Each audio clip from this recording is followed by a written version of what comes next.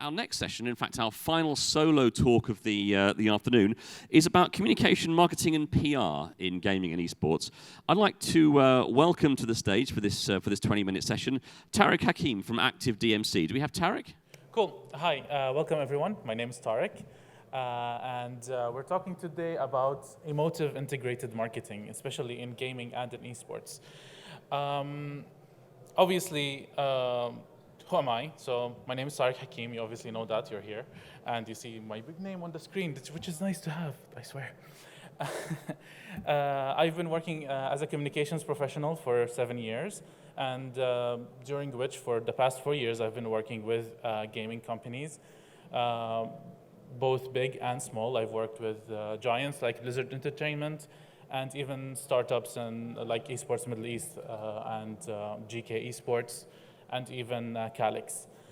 What we're going to talk about, and I've also platinumed in Elden Ring, which is quite cool if you ask me. Obviously, during my work with those companies, I've learned how to properly build a community in the Middle East and how to reach out to this community and market your product, whether it's an esports tournament, a video game, or even a patch notes for Hearthstone, for example. So, we are talking about communications in general. Obviously, many things fall under communications, be it marketing, digital marketing, PR, social media, and all of that. And all of that is part of communications, and you need to be able to communicate with people, and communication is obviously a two-way street. And we're going to be talking all about that today. So why is this important? Obviously, building a community is the core of any business. It's whether you're B2B or B2C, you need to be able to reach to your core audience, and you need them to be talking amongst themselves. You need them to be talking with you and not at you.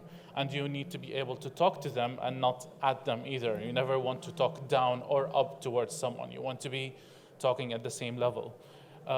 This helps you because obviously people love being heard, and when someone feels heard, they will be emotionally invested in you.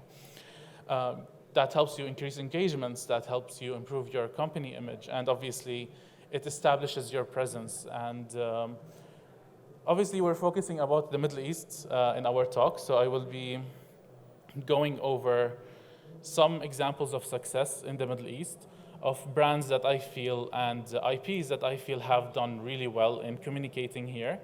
And among those is, of course, we can't talk about success in gaming without talking about Fortnite. Fortnite has been, from the get-go, was a global success. It wasn't just restricted to one region. And there are a lot of factors to that. Obviously, it's fun to play. But a lot of it goes back to that Epic from the beginning understood that in order to make a game successful, you need to be able to give something unique, or let's say you need to be able to know what exactly your audience wants and give them that. And Fortnite is one of the first games, for example, in the Middle East to have a regional server, which means instead of suffering and playing on 240 ping sometimes, or 160 ping, which I've suffered from for all my life, now you play on 5, which is excellent. And that fixes your experience. They do in-game events that are MENA specific. They have the Lantern Festival, which happens during Ramadan. I believe this year was their second or third year of doing that. And it saw great success, especially that they work with content creators to amplify that. And the game is fully localized, so they can communicate with players who are in Saudi, for example, as we all know, is a mostly Arabic-driven country. And if you don't have that language as one of your core languages in the game, or even in your communications, so your support, your social media, people aren't going to be able to engage with you as effectively. Another example is another Epic Games published game, which is Rocket League. And again, you might go, okay, well, it's soccer or football, but with cars. So obviously a lot of people are going to like it. And yeah, people are going to like it, but not everyone's going to be invested in it unless you actually give them something to be invested in. So they, from the get-go, had regional tournaments.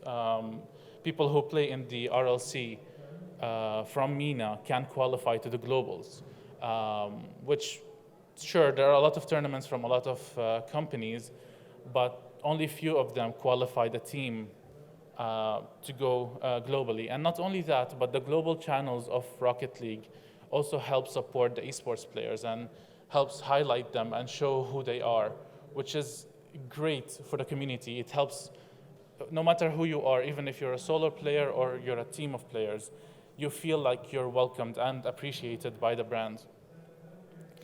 Another example, and they're probably my favorite company in terms of how they communicate with players in the Middle East, is Riot Games, especially what they did with Wild Rift a couple of years ago when they first launched it in the region. First of all, the game was fully localized in Arabic from the get-go, I believe, or extremely after it was launched, like very soon after it was launched. Riot has always been known for their regional support in terms of, like, if you want to communicate with someone from the company in Arabic, you can do that because they have people who do that here. Their social media is in Arabic. They are very open to communication, and if you reach out to anyone there, they will very happily listen to you. Not only that, but they themselves go and talk to community leaders and hear what feedback they have. And obviously, even the marketing campaign and stuff like that they did.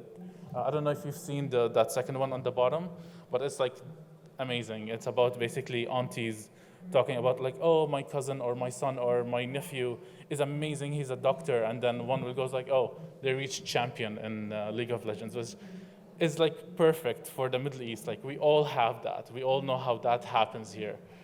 My mom won't let go that I'm a 2-time bachelor degree dropout. But she doesn't care about my Elden Ring Platinum for some reason.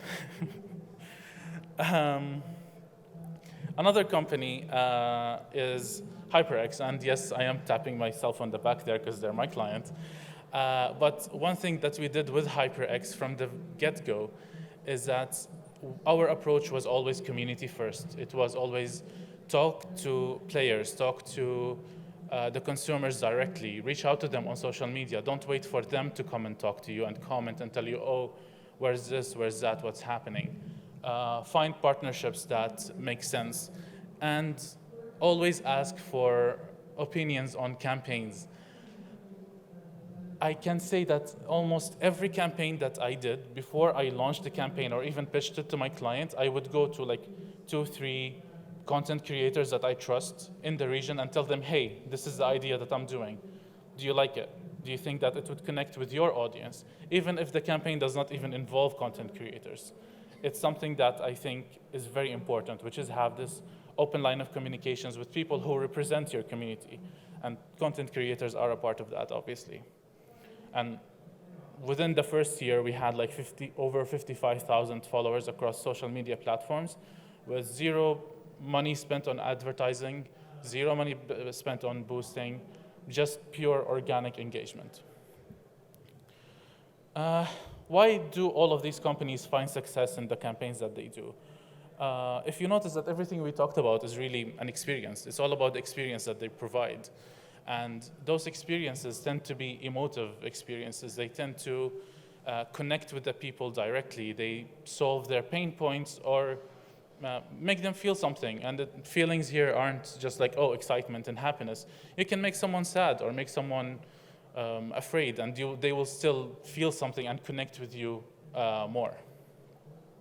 So how do we replicate that? First and foremost, and this goes to everyone, you have to care about what you do.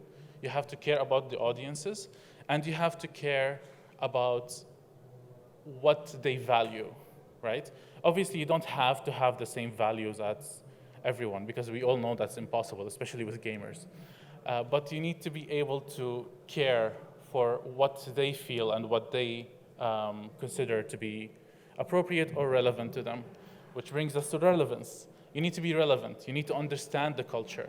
If you don't have someone on your team that knows the Middle East well, hire a consultant or work with partners in the region who do know the region properly. And obviously, this goes to all regions, I guess. We always need to have consultants that tell you about people there.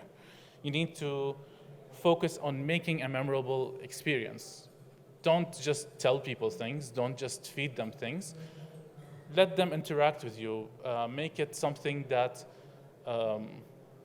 is not just like, oh, here it is, congratulations, you have this thing now. But more like, let them go through a journey with you. Tell them about how it started, or tell them how they can grow within it, or find something to make them feel, right? And we just talked about feelings, and that's very important. You need to have that authentic feel in your communications with people. Now, this is a quote that I think applies pretty much in everything that we do. And a reminder that communications are really two ways, and it's not about only talking one way towards someone, but hearing what others say. And I don't mean here, oh, only go rely on, let's say, Sprout Social or Sprinkler or something to hear what people say and what's the sentiment or on social media and something like that. No, you need to find partners within the community that you're targeting to be able to know exactly what their pain points are, right? You need to be able to listen to the community properly and authentically. You can't just rely on numbers and data, because while it is a good indicator, but numbers never reflect emotions. So you need to be able to tell that. You need to be able to get that and absorb that and then return it back and talk to them with emotion. Don't be a robot. Don't say, oh, it's like this and that's it. Tell them how the thing went. Tell them, even behind the scenes, it doesn't always have to be in public. And that will still help you build that brand and build that trust and build whatever community that you're trying to build. So, obviously, when talking about communications, those are some of the elements that fall within communications. And what I wanted to talk about here is one of the things that I always notice in my career is companies tend to funnel most of their budgets towards one thing in favor of the other, or tend to focus on, let's say, oh, this campaign is content, we want to do a content creator campaign. Okay, great. Bring us 30 content creators, let's just throw money at them, let them do something, right? Or, oh, okay, let's send out a press release and expect players to know about it. Or my favorite thing is, let's send out a press release about a tournament in 2 weeks and expect there to be viewers. That's not what those things are for. Press releases are meant to be something for education and building credibility, not press releases, sorry, PR, are for building, what did I do? Okay. Are for building credibility for your company, right? Digital is about promoting, engaging, and reaching more like your target audience directly. Advertising is about amplifying that and selling that, whatever that you're trying to sell or get people on. And obviously, influencers and content creators are great too. I still haven't met a content creator who can convey brand messaging correctly or authentically, right? They can repeat or parrot things, but I haven't seen someone that actually can build that, right? And I don't think that can ever happen. They're good for amplifying your message, not for creating a message for you. And obviously, events like these, or on the other side, where you can just go and sit with this community. You need to be there. You need to be able to see them, look them in the eye, and tell how they feel, and see what they want. So you engage with them and be a part of the community that you're trying to reach. Now, one thing I want to talk about is overuse of, I should stop shouting, overuse of content creators, right? And I have a couple of friends here who are content creators who will hate me for saying this. But there are a lot of content creators in the Middle East and probably beyond that are, let's say, overpaid, or they try to build this wall of like, oh, we only do something for like, let's say, 30,000. And I'm not saying their influence isn't important. Of course it is. But what happens when we try to throw all our marketing plans and relying on them is that you start getting those unauthentic campaigns, you start getting those just very flat things that happen once a year. People forget about it later, and that's it, it's over. It's not something that you should put at the core of your communication strategy. It's always the feel, the messaging, and then you give it legs with all of the other elements that we just talked about. Right? And I want to go over some do's and don'ts. Obviously, a lot of them are very, I don't know what the term for it in English is, but it's so easy that most people don't get it right? And just plan in advance, it's that simple, right? You need to communicate and listen to your audience, and like I said, it's a two-way thing. Host Q&As, Reddit is great for that, Twitter is great for that. Try to find more ways of engaging than just this is what worked before, let's repeat, rinse and repeat. It won't work. And be where your audience is. So if your audience is mainly on Twitter, be on Twitter, listen to them. If your audience is in gaming cafes and, for example, World of Warcraft, in the Middle East, most of the players are not very vocal that they play World of Warcraft. I remember when I was in school, if I even mentioned that I was playing World of Warcraft, I will be alienated in my class, right? And it's still like that today. There are some games and there are some genres that people just don't understand. MMO is one of them. And on the flip side, when I went to gaming cafes, I'd find this massive community of very supportive people where we all sit and play, spend hours in there. So you need to be there. You need to, if you can't be there, then have someone be there who can hear and see what people are actually saying and learn from that. Obviously, never alienate your audience. By that, I mean don't just put horse blinders, put the target and walk towards that direction without updating things as you go. Because while you do anything, there will always be feedback and people will always be talking about it. And don't appropriate people's cultures. That's obviously a thing. And don't overspend on things. And within your organization, don't work in silos. Communicate with the social media team, communicate with the influencer team, communicate with the digital, the programmatic, understand how everyone's doing their job and try to find the link between that. And trust me when I say the audience will know when the company doesn't communicate within itself. It's very, very obvious. I don't want to give examples. Thank you so much. I hope you learned something with me today.